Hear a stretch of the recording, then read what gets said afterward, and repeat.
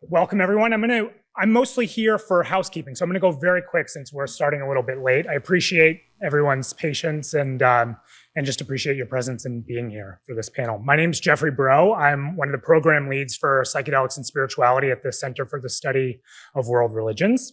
I'm going to be moderating and helping moderate, I suppose, with my colleague Kathleen Willis, who's here from Harvard Divinity School.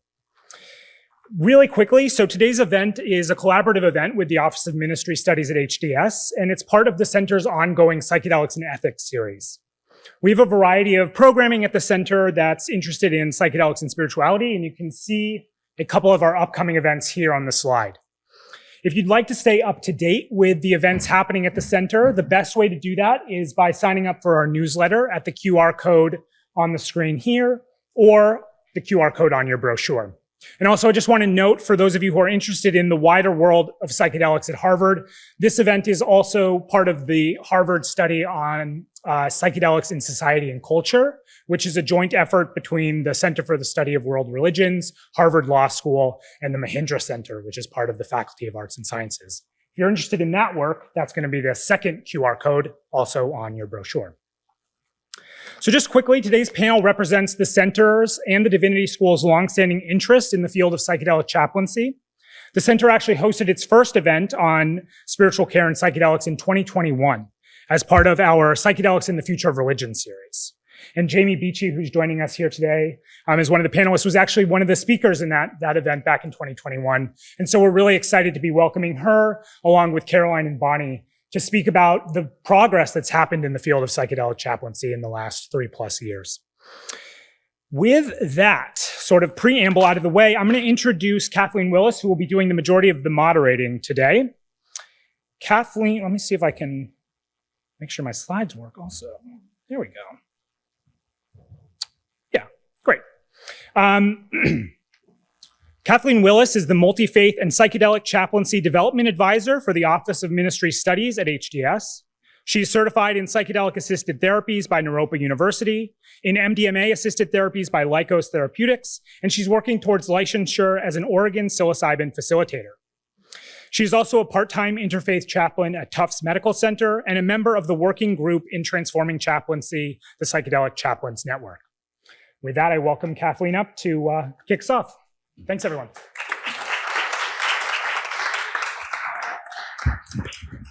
Thanks, everyone. I'll be brief, too, so we can get to the wisdom in the room.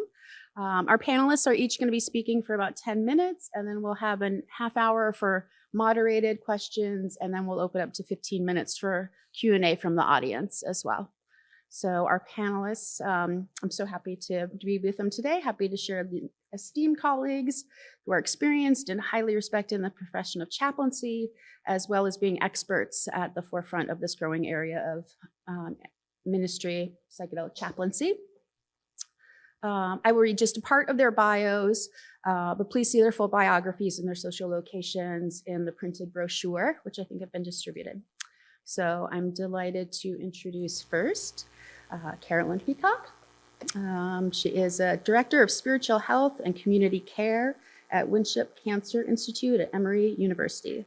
She is also the Co-Vice Chair of Wellness in the Department of Hematology and Medical Oncology, an ACP Certified Educator, Board Certified Chaplain, and a licensed clinical social worker. So welcome.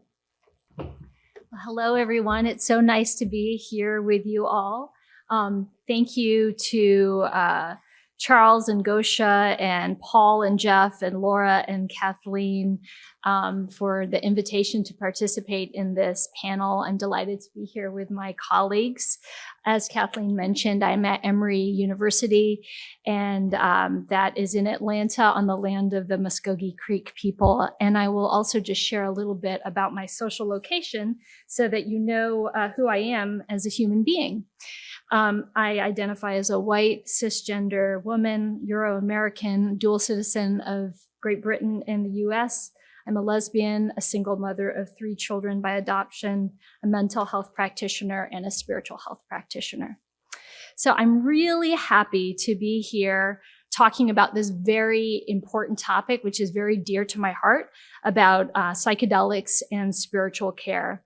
Over the past several years, I was engaged in a doctorate of ministry at Candler School of Theology, and I was able to conduct a study about the role of spiritual health practitioners in psychedelic-assisted therapy.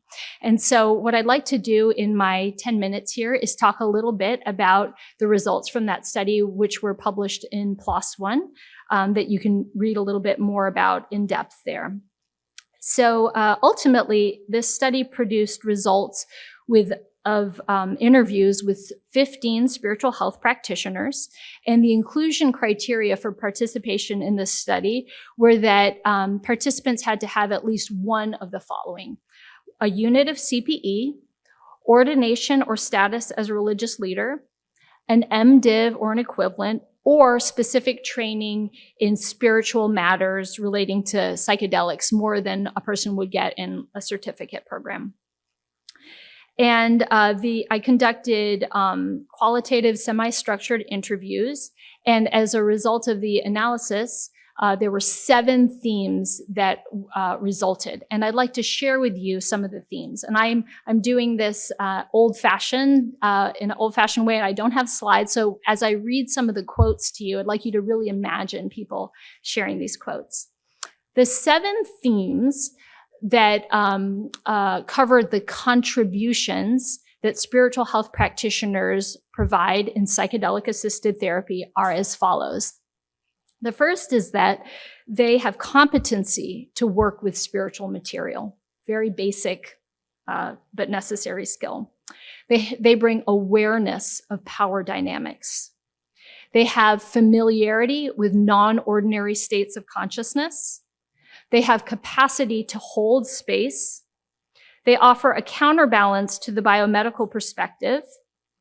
The 6th competency is that they use generalizable therapeutic repertoire when facilitating psychedelic-assisted therapy. And the last sub-theme is they're skilled at interdisciplinary collaboration.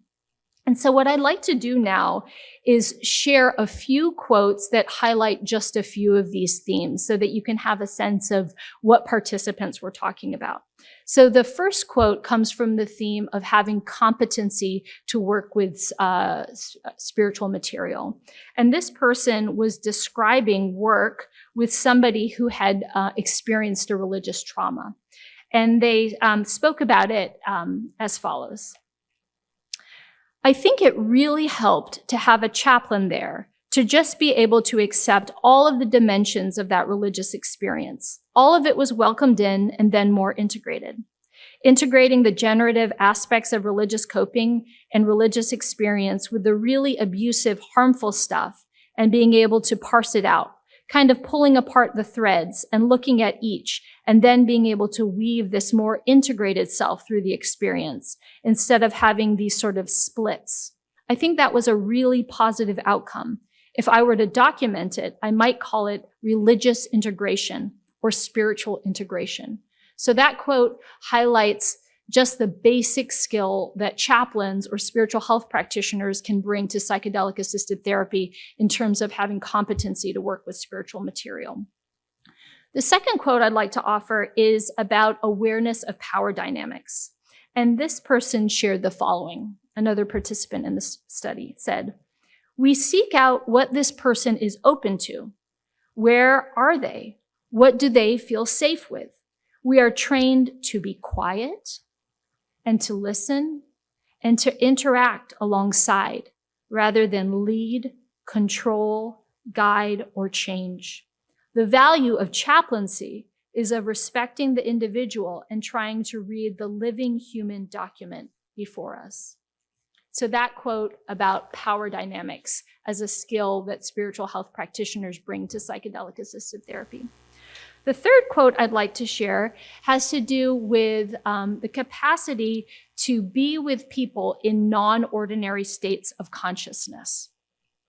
And that is something that I think spiritual health practitioners or chaplains, and I often use those terms interchangeably, they have skills in both in terms of being with other people, but also perhaps in their own experience in terms of being comfortable with their own non-ordinary states of consciousness.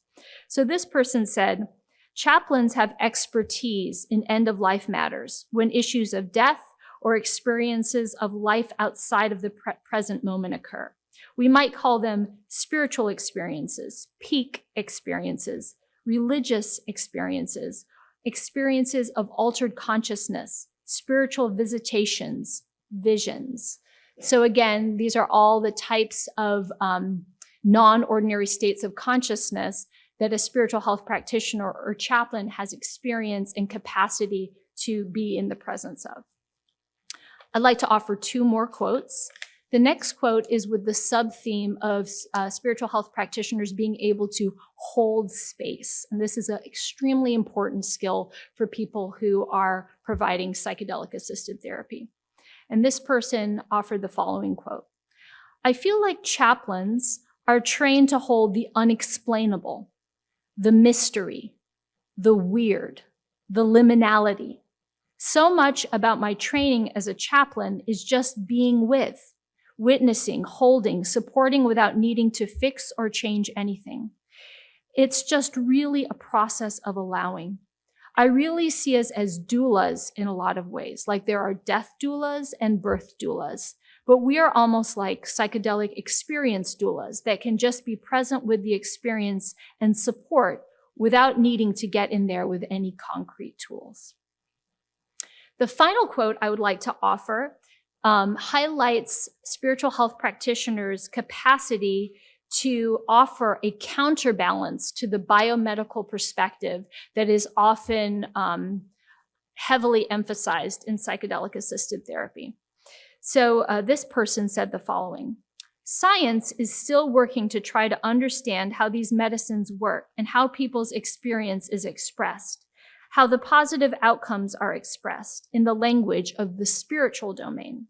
People draw on cultural traditions to make sense of their experience. It defies certain kinds of measurement and really requires a more holistic approach in how we support and understand and develop this work." So that quote offering just a little bit of a perspective of how chaplains are able to counter the biomedical perspective that might be happening, for example, in clinical trials run by a physician or a psychiatrist of some sort, that chaplains offer another perspective. So I believe that there are several reasons why spiritual health practitioners or chaplains are able to bring these particular skills to psychedelic-assisted therapy. And a lot of that has to do with the training and the formation that chaplains go through. Perhaps some of you here are at HDS training to be chaplains, for example, or engaged in clinical pastoral education. And so you may be engaged in some of this learning yourself. So I believe that these unique contributions are closely tied to training and formation of spiritual health practitioners. For example, holding space. Holding space requires both internal and external awareness. It requires the competent use of self and capacity for self-reflection. And these things that I've just described are deeply embedded within training by the ACPE, Association for Clinical Pastoral Education, and also by the standards of APC, the Association for Professional Chaplains. Additionally, as people are in formation, maybe becoming clergy, becoming religious leaders, or becoming chaplains, it is very common in the formation process to have long periods of sitting in prayer and meditation over many years. And through those practices, that helps people develop the capacity to hold space. That doesn't happen in a overnight, training program or something. These are skills that happen over time with long periods of sitting in stillness. Another example that I'd like to lift up is around awareness of power dynamics, which is very strongly embedded within ACPE training and within APC standards, as those who are in preparation to become chaplains explore in depth their social location, their racial and cultural and ethnic identity. They explore issues around cultural humility, utilization of responsible boundaries, and also utilize a justice-oriented lens in the work. This applies not only to issues in that domain, but also issues in spiritual and religious identity, as spiritual health practitioners are trained to understand these matters with deep nuance. In other words, spiritual health practitioners are trained to never impose a particular spiritual or religious perspective on people. So those are just a couple of the areas where I think training and formation really helps spiritual health practitioners be very good at this work in particular, and maybe sets us aside a little bit from the other disciplines who are engaged in psychedelic assisted therapy. It's not to say that work is not needed. It is. We need the other disciplines as well. But there also is a very important place for chaplains or spiritual health practitioners in this work. So what is being done in the field right now? Obviously, there's work being developed here at Harvard. There is also the Transforming Chaplaincy Psychedelic Care Network. I'm not sure if any of you have heard of that group. It was a privilege to be able to start that group with my friend and colleague, Jamie Beachy. And now this group is convened by Bonnie Glass-Coffin and Steve Lewis. And that group meets monthly and is an opportunity for chaplains and spiritual care practitioners to get together and work on a lot of these issues. And they are in the process of developing a paper relating to competencies. And I'm hopeful that that will be published sometime in the near future.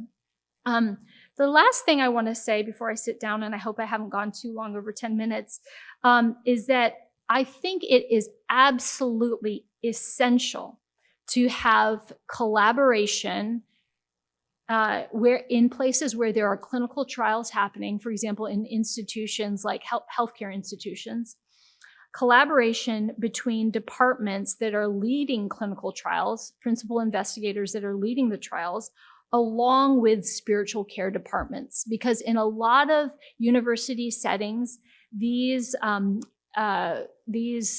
entities exist in silos. And that's why spiritual health practitioners are not engaged in the work. So if you are a chaplain in some institution somewhere and you're not hooked in with the principal investigators who are doing these studies at your institution, this is really a time for advocacy, for speaking up and saying, actually, chaplains can bring a lot to this work. And these are some of the things we can do, and I'd like to be involved. And on the other hand, if you're a principal investigator, a physician or a psychiatrist, and you want to have competent people working with spiritual material in your clinical trials, engaging the chaplaincy or spiritual care departments is a great way to do that. I feel very privileged to be at the Emory Center for Psychedelics and Spirituality, where we have a strong collaboration between spiritual health, psychiatry, palliative medicine, and a number of other departments, and that's allowed us to engage in a lot of these studies. So I'll leave it at that, and glad to answer questions later in the Q&A section. Thank you.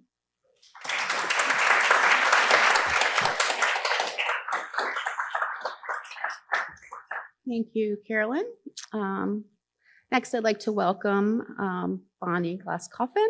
She's a professor of anthropology and the co-founder of a religious studies program at Utah State University.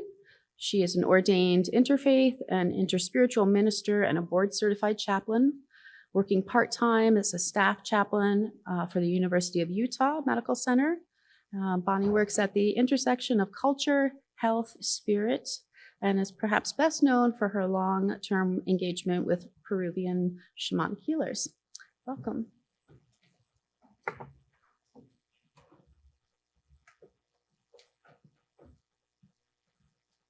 I don't know if I can navigate two computers, but I'm going to give it a try. We'll see the limits of my technology here. Yeah, thanks. Appreciate that. So I'll start with social location. So I use she, her, hers pronouns. I live and work on the unceded and ancestral lands of the Newe, the Sosogoi people, who are known in English as the Northwestern Band of the Shoshone Nation. I think even more than social location, it's important for me to acknowledge that I live 30 miles from the location of the largest massacre of American history in the period of the Indian Wars. Between 400 and 600 men, women, and children were massacred in 1863, about 30 miles from my home. And as I speak today, I hope it'll become clear why I think that's important. I also want to acknowledge my location as a fellow traveler on this earth plane. I identify as a spiritual being having a human experience. You may remember Teilhard de Chardin. Maybe that's why some of you are in divinity school. And I am trying my best to reconcile the paradoxes inherent in that statement. I want to talk in the next few minutes about three different things. I want to give you a little bit more about my background studying shamanism in Peru. I want to talk a little bit about, I want to contextualize a little bit about how that background, studying anthropology in general and shamanism in particular, relates to some of the issues that Caroline brought up: cultural humility, justice, advocacy, right? And how I believe that we need to expand the conversation about ethics in ways that in most conversations with psychedelic assisted therapy are not yet happening. And so that's the third thing I want to do, is maybe challenge us to expand a conversation about ethics. So let me see if I can advance this. Right arrow, yay. So it all began for me back in 1987 when I started working at the intersection of gender and shamanic healing in Peru, really trying to expand the lens of thinking about how gender influences both constructions of shamanic illness and also therapeutic strategies.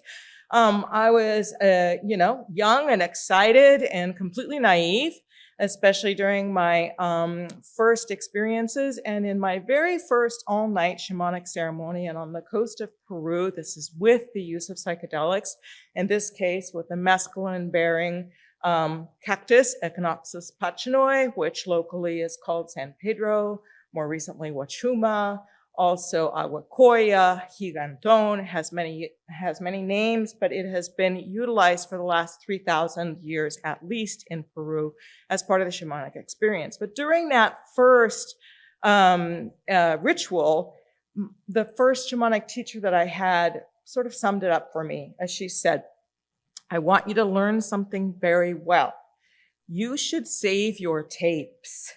They're expensive, and you will learn very little from them. What you write won't come from what you record, but from what you live, from your experience. Reality isn't observed or recorded, it is lived," right? And that really has informed my approach to research, writing, teaching, and service over the last 40 years. I've tried really hard to basically take that invitation seriously. And I've done so in several ways. First, I have inserted myself into my writings. I am a feminist anthropologist coming from the era when that was a new thing, right? Positionality, location, intersubjectivity rather than omniscient observation, right? Is sort of the backbone of what feminist anthropology is. I have vulnerably shared my experiences of transformation at the hands of shamanic practitioners in ceremony, during ritual, and more specifically, my transformative experiences with psychedelic substances, what I prefer to call plant spirit medicines, right? I have written persuasively, especially since about 2010, well, I think persuasively, at least to folks outside the discipline, about the need to view and engage with plant spirit medicines as sentient teachers rather than just as psychedelic substances. I have been a contributor to the ontological turn in anthropology. I have also been marginalized in my discipline because of this, okay?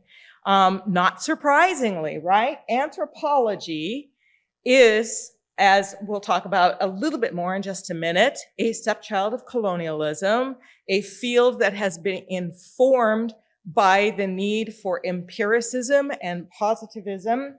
And in fact, some folks, especially in shamanic studies, I'm thinking of one in particular whose name I won't mention, have suggested that I should maybe just leave the profession because like Michael Harner, the things that I'm talking about really don't fall within the scope of positivism, of empiricism, of the scientific method. And I say that in quotes because guess what? Shamans are particularly scientific. You know, ask somebody who has a patient sitting in front of them with Iboga, right, in a traditional setting. And believe me, that patient is being monitored very closely, observed very closely for the kinds of things that are happening in trance state. But at any rate, I have been quite criticized in my profession, less so by publics other than academics, right? Who I think get it. I think get that there is a need to move beyond what I might call colonial frames of positivism, of rationalism, of ontological frames, if you will, that privilege the epistemologies of the Western observer, right? To the detriment of what folks who have been talking with anthropologists for more than 100 years have been telling us, which is that spirits are real, right? And that we need to take them seriously. But we have always framed that in anthropology in ways that allow us to sort of sidestep that. In fact, what anthropology is, right, is a study of the other and a discussion of how we make sense of the foreign, of the unknown, especially of worldviews that fall outside of that rational, empirical, so-called scientific model, right? That's what anthropology has been. And the questions that we have answered in anthropology really our theorizing all relates to questions of how do we engage with those things that are hard to describe using empirical frames, right? So first of all, I want to back up just a minute and talk a little bit about shamanism and what it is, in case anybody here doesn't know. I would be surprised if you don't, but whatever, we'll talk about it. So what is a shaman? A shaman is a wounded healer par excellence, a specialist in the human soul and a technician of the sacred who, as a mediator between worlds of seen and unseen, as one who communicates with the world of gods and spirits in order to restore order to the world of their patients, must herself have intimate knowledge of all worlds and all human experiences. A shaman is a mediator between worlds of spirit and human communities on behalf of and advocating for those human communities. How do shamans do this?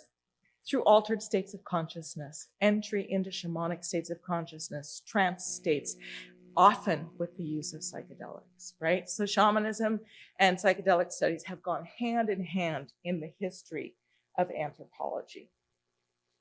I'm going to skip over this just because in the interest of time, but here's just a slide showing the deep history of the use of the San Pedro cactus in Peru, again, from at least 1500 BCE to the present day. This psychoactive cactus has been the cornerstone of shamanic ceremony.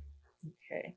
And of course, there is a long colonial history of study, as I made reference to a moment ago, right? Anthropologists responded to the arrival of missionaries whose agenda was to Christianize the heathens, right?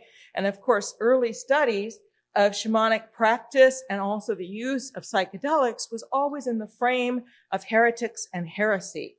And the agenda was to reform, right? To bring back into orthodoxy, right?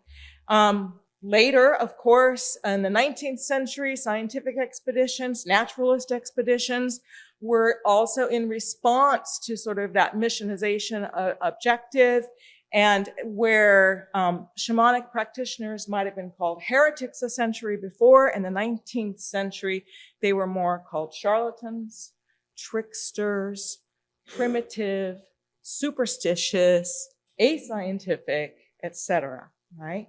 And of course, anthropology's theories, as I mentioned a minute ago, responded to that. Everything from evolutionism to cultural particularism to functionalism to structuralism, you name it. It's always been about how do we describe this stuff that we can't really describe, right?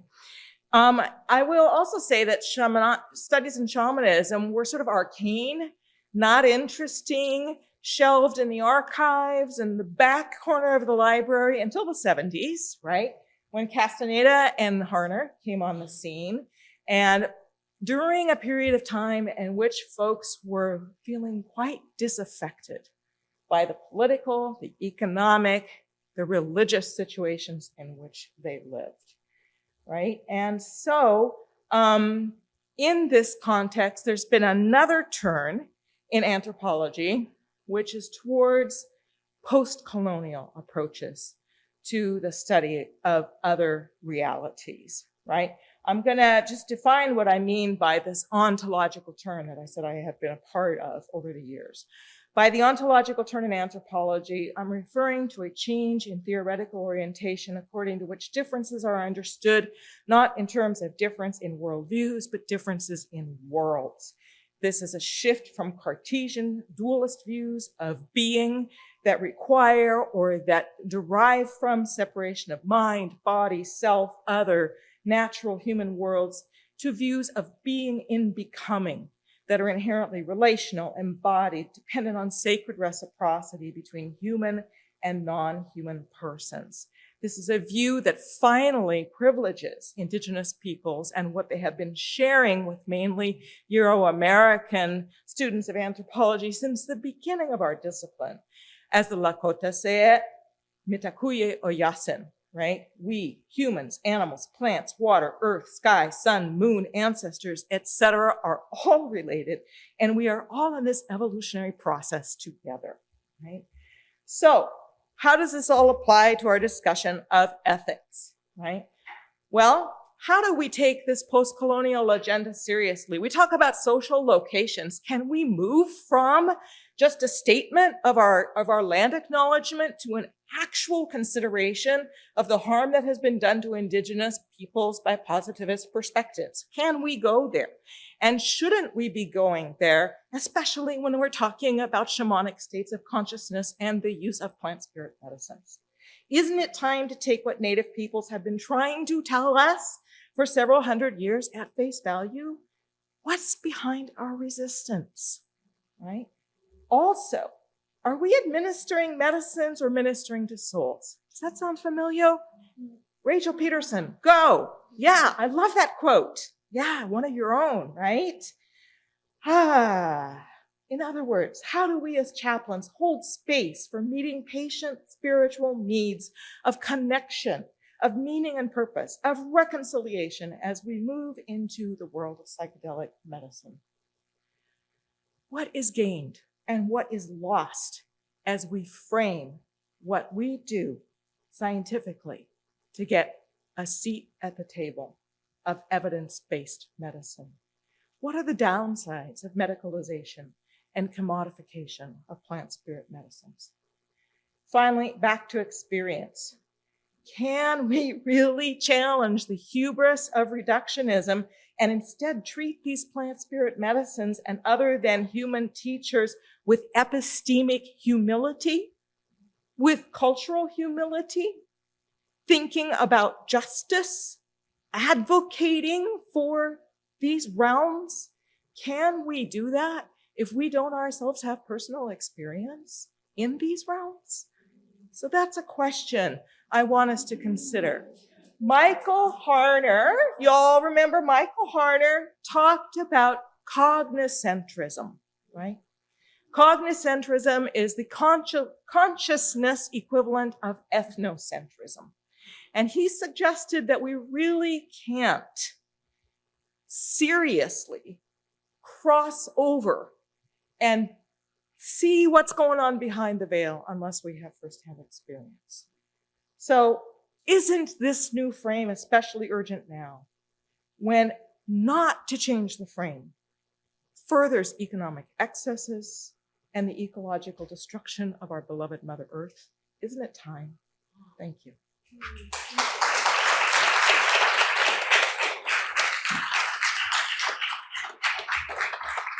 And our final panelist is Jamie Beachy, MDiv, PhD, and she is a spiritual health educator ethics consultant and psychedelic therapy practitioner. She is a chaplain and an ACPE certified educator with many years of experience in trauma, palliative care, and hospice settings. Dr. Beachy developed course offerings related to eco-chaplaincy and psychedelic therapies as a core faculty for the MDiv program and director of education at Naropa University's Center for Psychedelic Studies. Thank you. Welcome, JD. It's nice to be with you all. Nice to be back. Last time I was only with you virtually.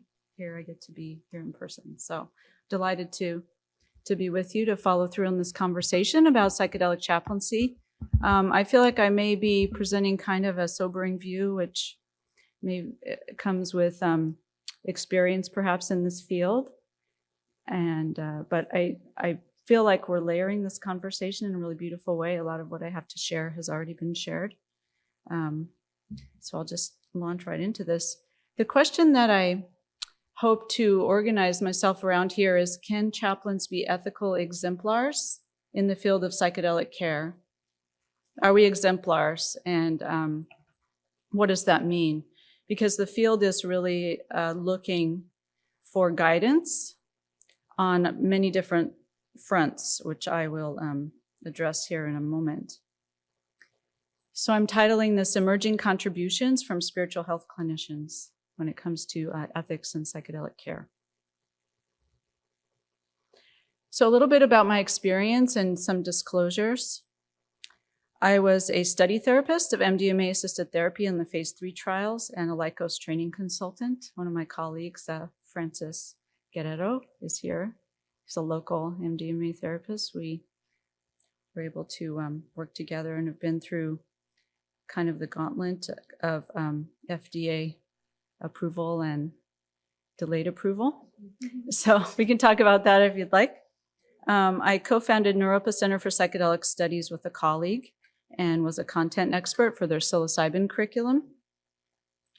I currently chair the board of directors for the Chacruna Institute for Psychedelic Plant Medicines and have learned a lot from Chacruna about psychedelic plant medicines and from a South American perspective, particularly. I participated in Colorado's Natural Medicine Health Act implementation process and am preparing to open a psilocybin clinic in Colorado at the launch in 2025. We already went through this chaplaincy experience. And a little bit about my social location. I've benefited from economic and academic privilege, married to an Egyptian-born Coptic physician. I'm the mother of a daughter, identify as cisgendered, interreligious, post-Christian. And so it's nice to be here with you. Those are some of my identities. There are some that are hidden. I won't go into all of them. I'm currently living in Cromo, Colorado, on ancestral lands of the Apache, Dene, and Nuche peoples. So I honor them today with my talk. Oh, I forgot that I'm a lover of nature. I'm a hiker. This is the most important one, maybe at the end. I'm also a field scholar with the Emory Center for Psychedelics and Spirituality, so I get to work with Caroline. All right, so ethics expertise that spiritual health clinicians contribute to psychedelic-assisted therapy. And I would say I'm also including here community ceremonial care, which is a big emerging phenomenon in Colorado and elsewhere. So I have more experience, perhaps. I have been to South America several times to experience ceremonies, but I've also experienced a lot of neo-shamanic ceremonial care in the US. And so we'll be talking about the ethics of neo-shamanic ceremonial use in this conversation. So as Caroline mentioned, chaplains are trained to account for religious imposition and bias. Here's a quote from Matt Johnson at Johns Hopkins. "The scientist or clinician might, perhaps without explicit awareness, fall into the trap of playing guru or priest. And because many of us are priests in the field of chaplaincy or ministers, we have, you have courses and you have mentoring to address this risk of religious and spiritual imposition in our care, and it's part of our training. We also are at least having conversations and curriculum around acknowledging, preventing sexual misconduct and abuses of power. And so that's very much in our awareness. Unfortunately, the communities that we are associated with struggle with this problem. And so I wouldn't say that we've overcome it by any means, but at least we're in conversation and we have preparation in MDiv courses and in our CPE training. We know how to navigate communal ethics, like congregational ethics, let's say, in dual relationships, financial transparency, awareness of power imbalances. We're aware of the potential for spiritual harm and exploitation in religious life, which is an issue in ceremonial communities as well, for sure.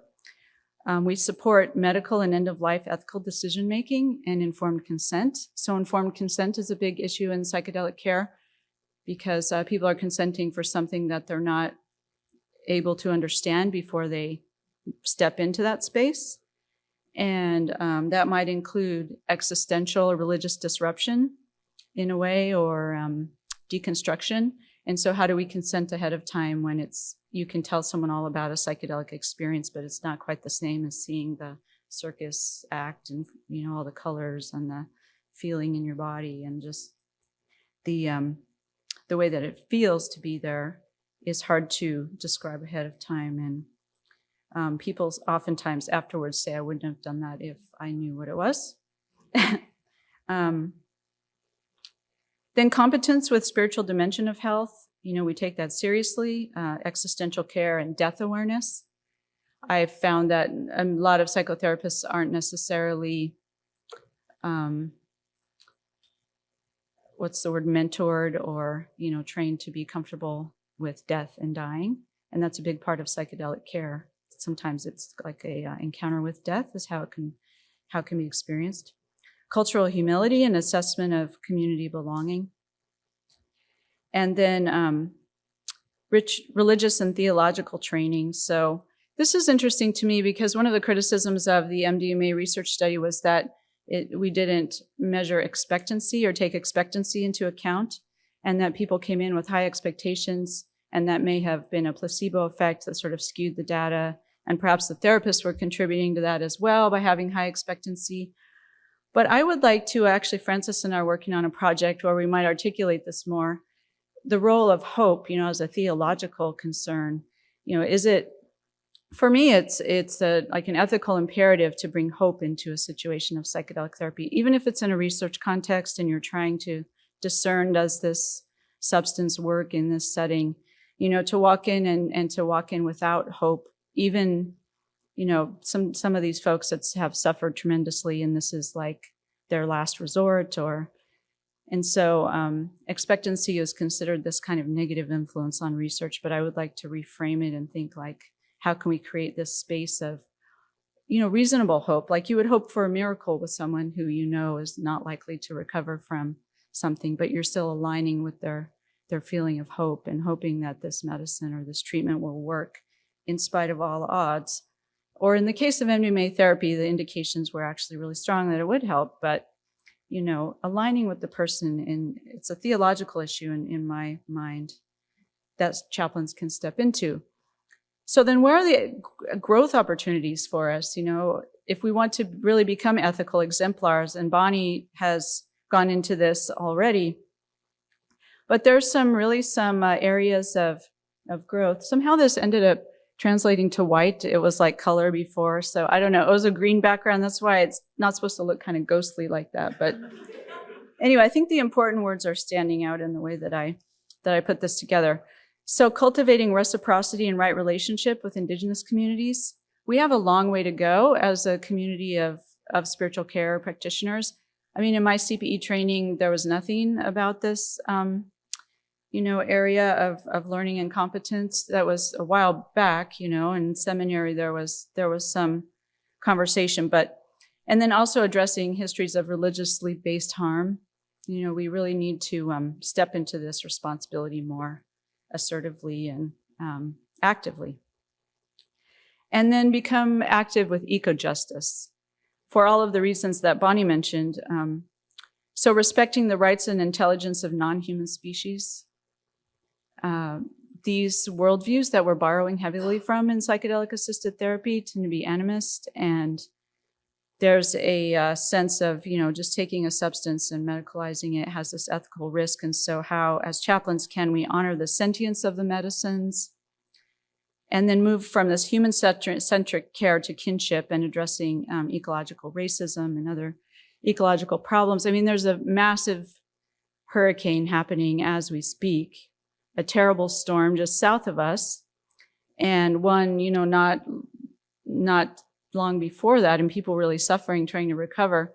And so I've become convinced that chaplaincy really needs to step into addressing climate change really directly and assertively and not peripherally, and that psychedelic care is not separate from, personal healing can no longer be separated from ecological healing, if we want to be ethical exemplars and leaders in this field, And then acknowledging, preventing, addressing abuses of power and sexual misconduct. I put that on both sides because it is an area that we can take leadership, but it's also an ongoing challenge.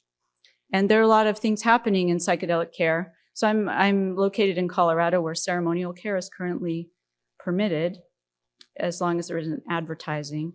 With ayahuasca, there are ayahuasca ceremonies, psilocybin ceremonies, and there's a lot of concern, and there are some transgressions that are becoming public, that we would expect to happen when there's no standard for who a ceremonial leader is and who should be leading ceremonies. I hope the CSWR has these ongoing conversations about ceremonial care in these decriminalized contexts, because it's really complicated, it's complex, and it's multi-layered. And I think we could really speak into this space if we healed some of this lineages that tend to separate us from the earth, instead of seeing ourselves as embedded in these communities and connected more with the ceremonial communities and not separate from their ways of practicing.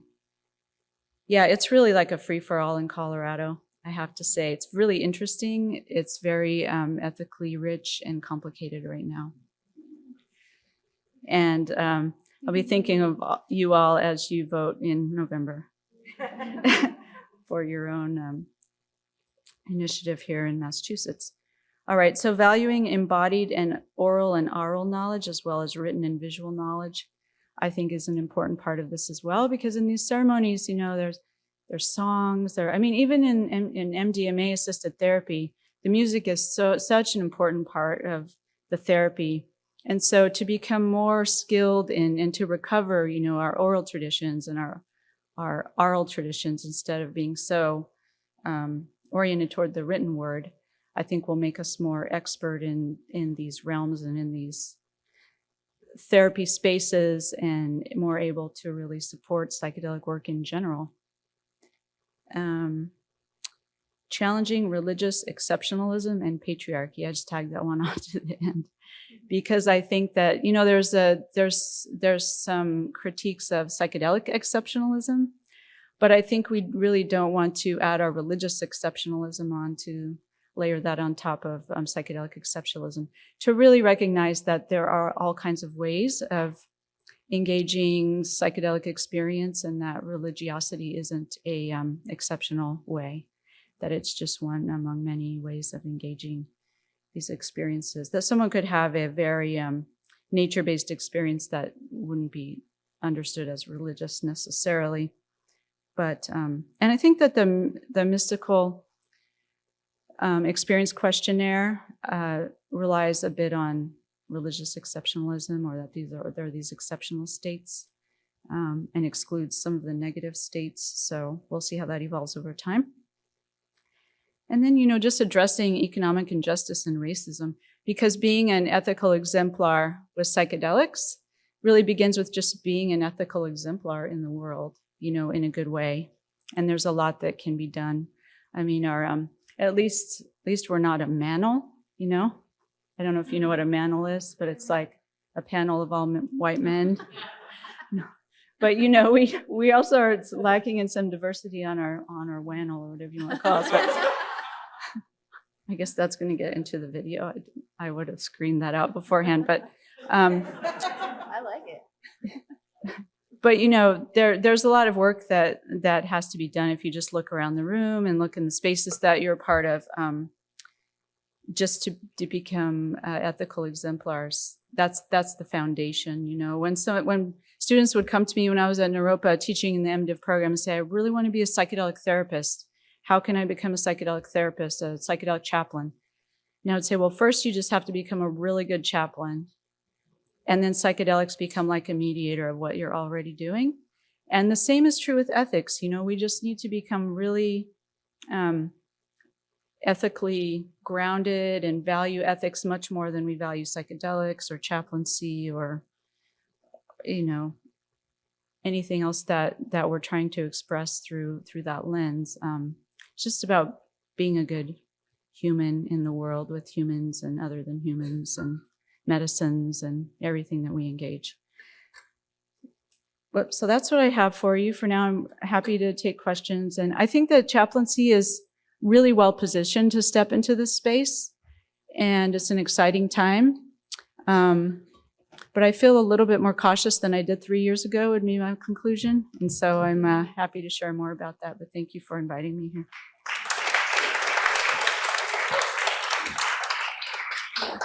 Hi, everyone. Let me start by thanking all the 3 panelists for really fantastic, really deep and rich presentations and conversations. And I think we all feel that we wish we had more than 15 minutes to hear from each of you. And it also feels like we barely scratched the surface with the questions and the discussions with you. Many of the themes that surfaced through your presentations are really also running deep through the many workshops, reading groups, and offerings through the center, including the upcoming Psychedelic Intersections Conference that Jeff is organizing with our Harvard partners in February, in a few months. Well, I think it's clear from the conversations that psychedelic chaplaincy, or more broadly, spiritual psychedelic care, is a very fast evolving, complex and critical field, and one that can greatly improve safety across a variety of settings, and also redefine the very nature of care, whether it's in medical environments, ceremonial environments, or in recreational settings as well. And to help the development of this emerging field, I'm thrilled to announce that our center has partnered with Dr. Peacock and her colleague from Emory, Dr. Paletsky, who was here with us a few months ago in April to launch our new Ethics and Psychedelics series. And we'll be working with them on designing and overseeing a new psychedelic chaplaincy training initiative at the center. As part of this effort, we'll be studying and researching currently available trainings and resources around psychedelic and spiritual care chaplaincy, conducting a gap analysis in order to better understand a variety of opportunities in regard to the development of spiritual, ethical, theological competencies among practitioners.